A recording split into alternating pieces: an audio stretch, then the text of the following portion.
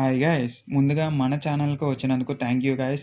And ఈ వీడియోలో మనం ఏం తెలుసుకోబోతున్నాం అంటే, యుద్ధం జరగనుంటే ఎవరు ఎక్కువ గెలవబోతున్నారు, ఎవరి దగ్గర ఏమేం జెట్స్ ఉన్నాయి, ఎలాగ ఫైట్ చేయబోతున్నారు అనేది మనం తెలుసుకోబోతున్నాం. ఇఫ్ ఇన్ కేస్ మన ప్రీవియస్ వీడియో మీరు చూడకపోతే ఒక్కసారి వెళ్లి చూసేసేయండి.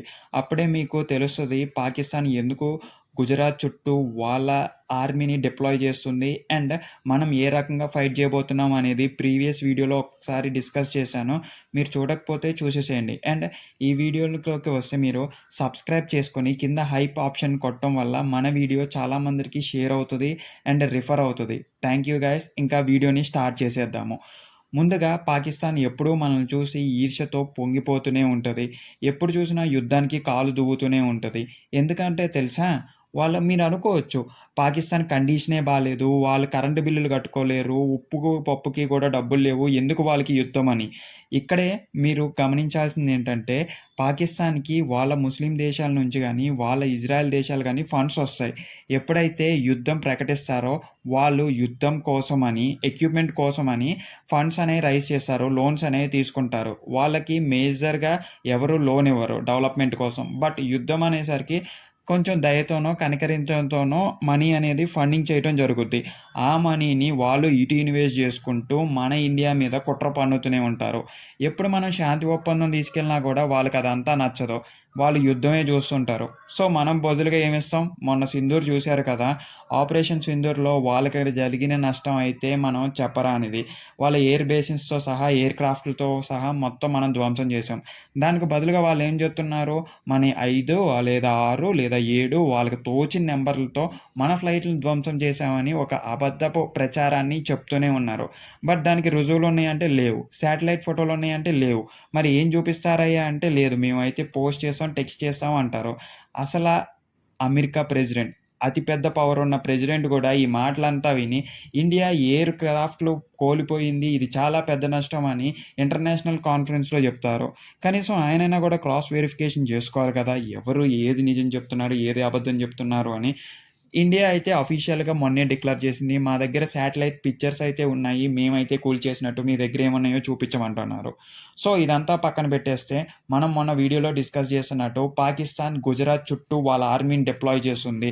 టర్కీ దగ్గర నుంచి తెచ్చుకున్న జెట్స్ గానీ, లేకపోతే ఫైర్ ఎక్విప్‌మెంట్స్ గానీ అన్నీ కూడా అక్కడ డిప్లాయ్ చేసి సిద్ధంగా ఉంది. ఎందుకంటే పాకిస్తాన్‌కి, గుజరాత్‌కి చాలా దగ్గరగా ఉంది. అక్కడ నుంచి టార్గెట్ చేస్తే ఇండియా ఎయిర్ ఫోర్స్ నుంచి గానీ, లేకపోతే నేవీ నుంచి గానీ, ఆర్మీ నుంచి గానీ క్లియర్ డిక్లరేషన్ వచ్చింది. ఏమన్నా ఈసారి కొంచెం గల్లంతైనా గూడా ఆపరేషన్ సింధూర్ అనేది స్టార్ట్ చేసేస్తాము అని. బట్ ఇదంతా వార్నింగ్ తెగించి ఒక్కసారి పాకిస్తాన్ గనక మన మీద గనక యుద్ధం ప్రకటిస్తే మనం డైరెక్ట్‌గా వాళ్ళ కరాచీ, వాళ్ళ సెంట్రల్ సిటీ అయిన కరాచీకి గుజరాత్ నుంచి ఆల్మోస్ట్ 180 కిలోమీటర్స్ లోపులోనే ఉంటది. దాన్ని పేల్చేస్తాము అంటున్నారు. మనోళ్ళు తలుచుకుంటే ఓన్లీ సబ్‌మెరైన్‌తో అదంతా కూడా డిస్ట్రాయ్ చేయొచ్చు. బట్ ఇండియా యొక్క గొప్పదనం ఏంటో తెలుసా? సివిలైజేషన్‌ని, వాళ్ళ పీపుల్‌ని ఎప్పుడూ టచ్ చేయలేదు. వాళ్ళు ఎప్పుడైతే మన ఇండియన్స్‌ని బాధపెట్టారో, లేకపోతే మన ఇండియన్స్‌ని టెర్రరిజం రూపంలో చంపారో, ఆ తర్వాతే మన ఇండియన్ వాళ్ళు వాళ్ళ టెర్రరిస్ట్‌ని మాత్రమే అటాక్ చేశారు. సివిలైజేషన్ ఇప్పటి వరకు అటాక్ చేయలేదనే చెప్పాలి. అదీ గాకోకుండా పీఓకే, పాకిస్తాన్ ఆక్యుపైడ్ కాశ్మీర్‌లో కూడా గల్లంతులు రేగాయి. అక్కడ నుంచి మన ఇండియాకి వచ్చేస్తామని, మన ఇండియాలో కలుపుకొని అని ఆ ప్రజలు కూడా ప్రాధేయపడుతున్నారు. జెన్‌జీ కిడ్స్ గనక మళ్ళీ తగులుకుంటే నేపాల్ ఏమైందో తెలుసు కదా! సేమ్ అదే రిపీట్ అవ్వకంటి చాలా మట్టుకు అవకాశాలున్నాయనే చెప్పుకోవాలి. ఇదంతా ఒక ఎత్తయితే పాకిస్తాన్ మళ్ళీ యుద్ధం చేస్తే ఏం జరగబోతుందో నేనైతే చెప్తాను. ప్రస్తుతానికైతే పాకిస్తాన్‌కి వాళ్ళ కంట్రీస్ నుంచి తయారైన జెట్స్ గానీ, లేకపోతే ప్లేన్స్ గానీ ఉన్నాయి. అండ్ అది గాకోకుండా చైనా నుంచి తెచ్చుకున్న ప్లేన్స్ ఉన్నాయి. అండ్ యూఎస్ఏ నుంచి తెచ్చుకున్న ప్లేన్స్ ఉన్నాయి.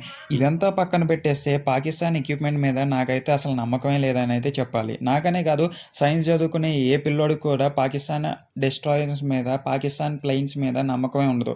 ఎందుకంటే ఆపరేషన్ సింధూర్ అప్పుడు వాళ్ళు మన మీద ఏసిన ఒక జెట్ గానీ, ఒక ప్లేన్ గానీ బ్లాస్ట్ అవ్వటం సెకండరీ. అదైతే కిందకొచ్చిన తర్వాత పేలినా కూడా పేలలేదు. మన ఆర్మీ వాళ్ళు దాన్ని తీసుకెళ్ళి అందులో ఏమేమి ఎక్విప్మెంట్ వాడారో, ఏ ఏ కెమికల్స్ వాడారో అని టెస్ట్ చేయడం కూడా జరిగింది. ఇఫ్ దానికి రియాక్షన్‌గా మన వాళ్ళు పెద్ద పెద్ద ఎక్విప్మెంట్సే వాడారు. ఇన్‌ఫాక్ట్ అప్పుడు ఒక వార్త కూడా వైరల్ అయింది. వాళ్ళేసే బొమ్మ గన్‌లకి, బొమ్మ డ్రోన్‌లకి మనం అత్యంత ఎక్విప్మెంట్‌తో, అత్యంత టెక్నాలజీకి జరిగిన జెట్స్‌తో వాటిల్ని పేల్చేసాము అనైతే వార్తలు కూడా వచ్చాయి. ఎప్పుడైనా మనం అనుకుంటాం కదా! చిన్న పావును కూడా పెద్ద కర్రతో కొట్టాలని. అది మన గవర్నమెంట్ చాలా బాగా ఫాలో అయిందనైతే చెప్పుకోవచ్చు.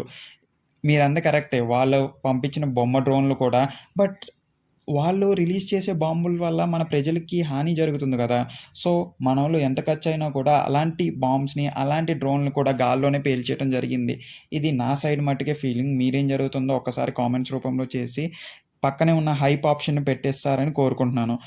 గైస్ కిందైతే థాంక్స్ రూపంలో మీరు ₹40 నుంచి 10,000 వరకు మన వీడియోస్ ఏమన్నా నచ్చి ఫండింగ్ చేయాలన్నా చేయొచ్చు.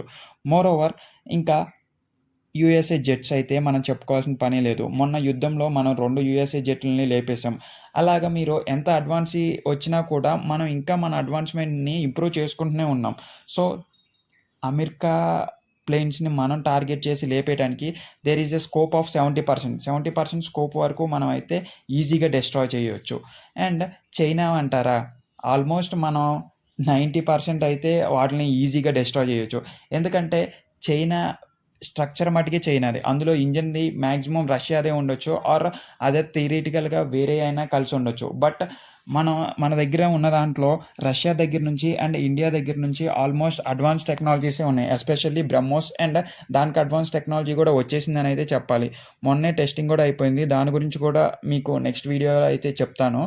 అండ్ పాకిస్తాన్ ఏదైనా ఫైర్ జెట్లు గానీ, లేకపోతే ఇంకేదైనా ఎక్విప్‌మెంట్ వాళ్ళు ఓన్‌గా తయారు చేసుకొని మన దగ్గరికి పంపుతారా? ఆల్మోస్ట్ మనం 99.9% విన్ అవుతాం. ఇది 100% కూడా అనుకోండి. అది తర్వాత విషయం. మనం అయితే యుద్ధం గెలవడానికి 100% ఛాన్సెస్ ఉన్నాయి. ఇఫ్ మన చేతుల్లోంచి దాటనివ్వదు. ఇఫ్ దాటిపోయే పరిస్థితొస్తే ఇంకా రష్యా అయితే సిద్ధంగే ఉంటది. మనం అడగాల్సిన పనే లేదు.